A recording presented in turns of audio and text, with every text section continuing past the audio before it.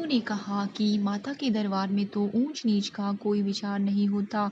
वे तो सब भक्तों पर समान रूप से कृपा करती हैं, अतः उनको कोई ऐतराज नहीं होना चाहिए। इस पर पंडित ने आपस में विचार करके कहा कि यदि महारानी उनके जागरण में पधारें तब तो वे भी जरूर आएंगे। यह सुनकर रुक्को महारानी के पास गई और सब वृतांत कह सुनाया।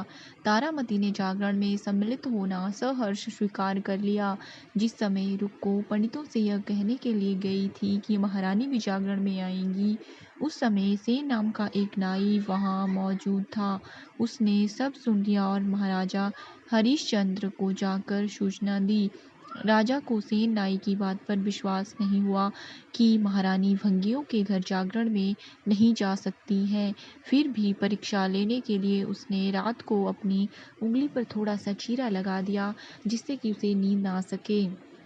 रानी तारामती ने जब देखा कि जागरण का समय हो रहा है परंतु महाराज को अभी तक नींद नहीं आई, तो उसने माता वैष्णो देवी से मन ही मन प्रार्थना की कि हे माता, किसी उपाय से राजा को सुला दें ताकि वो जागरण में सम्मिलित हो सके।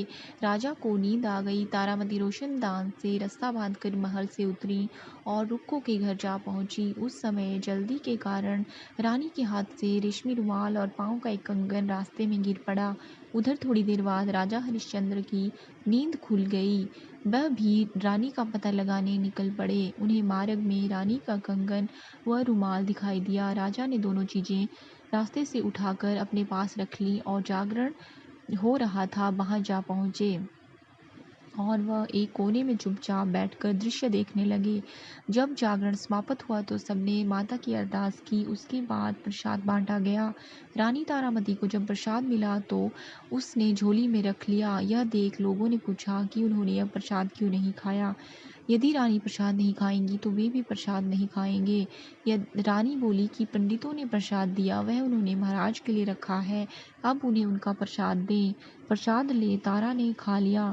इसके बाद सब भक्तों ने माँ का प्रसाद खाया। इस प्रकार जागरण समाप्त करके प्रसाद खाने के बाद रानी तारामती महल की तरफ चली गई। तब राजा ने आगे बढ़कर रास्ता रोक लिया और कहा कि रानी ने नीचों के घर का प्रसाद खाकर अपना धर्म भ्रष्ट कर लिया है, अब वे उन्हें अपने घर नहीं रख सकते। रानी ने तो कुल की मर्यादा व प्रतिष्ठा का भी ध्यान नहीं रखा। जो प्रसाद वे अपनी झोली में राजा के लिए लाई थी, क्या वे उसे खिलाकर भी अपवित्र करना चाहती थी।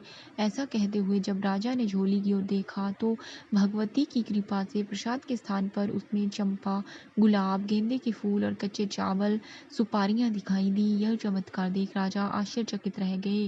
राजा हरिश्चंद्र रानी तारा को साथ लेकर महल लौट आए। वहीं रानी ने ज्वाला मैया की शक्ति से बिना माचिस या चकमक पत्थर की सहायता से राजा को अग्नि प्रज्वलित करके दिखाई, जिसे देखकर राजा का आश्चर्य और बढ़ गया। रानी बोली कि प्रत्यक्ष दर्शन पाने के लिए बहुत बड़ा त्याग होना चाहिए।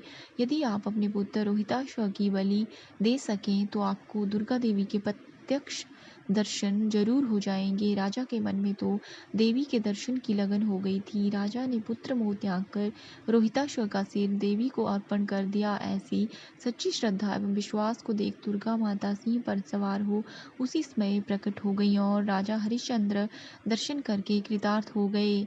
मरा हुआ पुत्र भी जीवित हो गया। चमत्कार देख राजा हरिश्चंद्र गदगद हो गए। उन्होंने विधि पूर्वक माता का पूजन करके अपराधों की क्षमा मांगी, सुखी रहने का आशीर्वाद दे माता अंतर्ध्यान हो गई।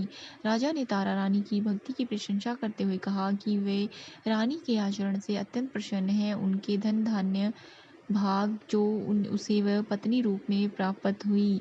आयु पर्यंत सुख भोगने के बाद राजा हरिश्चंद्र, रानी तारा एवं रुक्मन भंगिन तीनों ही मनुष्य योनि से छूटकर देवलोक को प्राप्त हुए। माता के जागरण में तारा रानी की कथा को जो मनुष्य भक्ति पूर्वक पढ़ता या सुनता है, उसकी सभी मनोकामनाएं पूर्ण हो जाती हैं, सुख समृद्धि बढ़ती है, शत्रुओं का नाश होता है। इस कथा के बिना माता का जागरण पूरा नहीं माना जाता।